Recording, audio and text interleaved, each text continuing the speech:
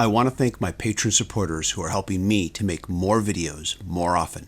If you'd like to become a patron supporter, please go to patreon.com/TJR, the original. Thank you for watching this video.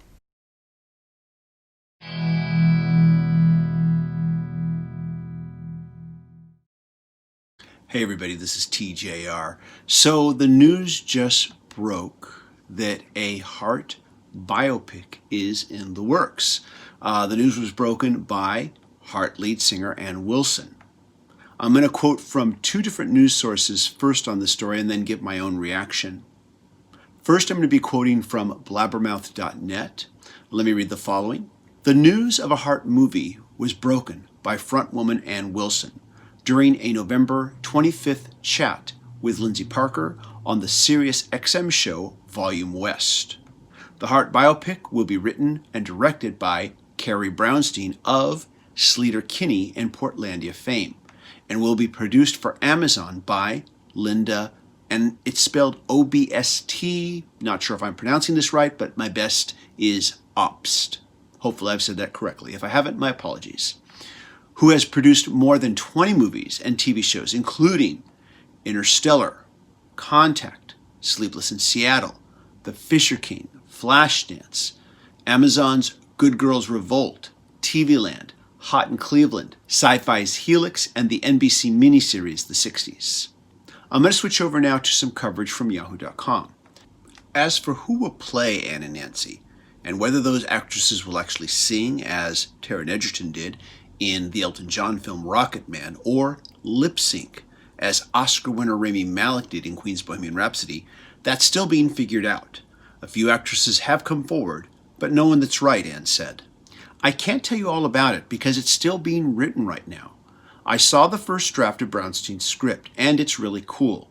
And continued, revealing that the movie, which is definitely coming along, but is still in development right now because of COVID slowed everything down, will begin with the Wilsons' childhood and end in the 90s. That means it will dive into the bittersweet 1980s, which was Heart's most commercially fruitful period, but a time when they felt they had surrendered too much artistic control.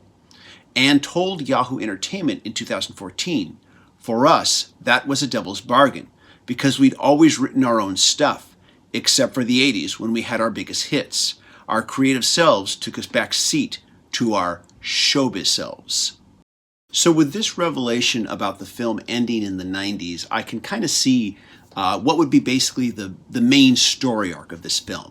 Like a lot of music biopics, it will cover their early formation as a band, it will cover their early struggles for success, the achievement of that success, and then it will show the Wilson sisters losing, or perhaps I should say being seduced into losing their creative control of their music, only to regain it back in the 90s, which is pretty much what happened.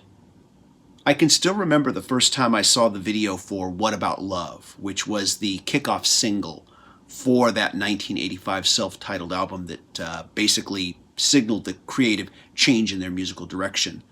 And after the initial titillation of seeing Nancy Wilson in that highly sexualized outfit that she wore in that video, after that wore off, which was before the video was even over, I remember just being terribly disappointed with this music.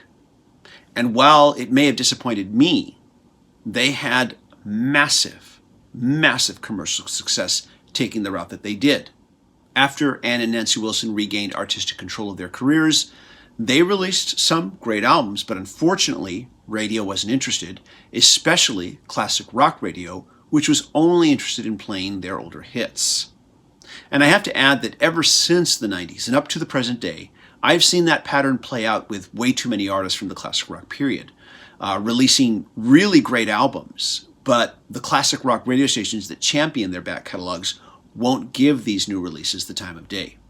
In hindsight, the one thing that I did find to be very telling about that period in their careers is a number of years back when they were touring for their 2012 release Fanatic. Robert Kinsler invited me to attend a concert of theirs that he was covering for the local paper, and out of the entire night, I think that they only performed maybe one or maybe two songs from that highly successful commercial period of the 1980s. And to me, that was very telling that by and large, the audience didn't seem to mind. And I remember Robert and I both commenting on that after the show. As for the movie itself, certainly I'm going to see it, if nothing else than just simply out of plain curiosity. But when I reviewed the Elton John movie Rocket Man, which by the way I did enjoy, I made the following statement, and I'm still sticking to this. I honestly don't think that we really need biopics of these larger-than-life, legendary classic rock artists. I don't think that these musical legacies are rightly served by these types of movies. True, they may generate some buzz briefly. Leading up to the Queen biopic, there was certainly a lot of buzz about Queen. Their albums were certainly streamed a whole lot more.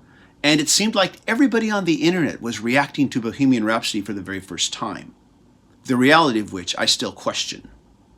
But what I think would really service these musical legacies would be multi-part, extensive documentary films that are ideally suited for streaming services like Netflix, Amazon Prime, and Hulu.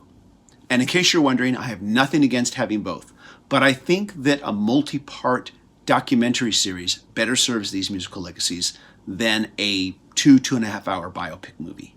The only exception being, of course, when a musical biopic just centers on a small portion of that music artist's life. A good example would be the Brian Wilson film Love and Mercy, starring John Cusack.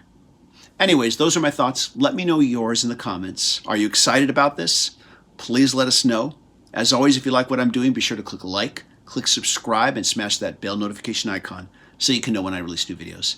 Everybody, thank you so much for watching. Take care. I hope you all stay safe and healthy.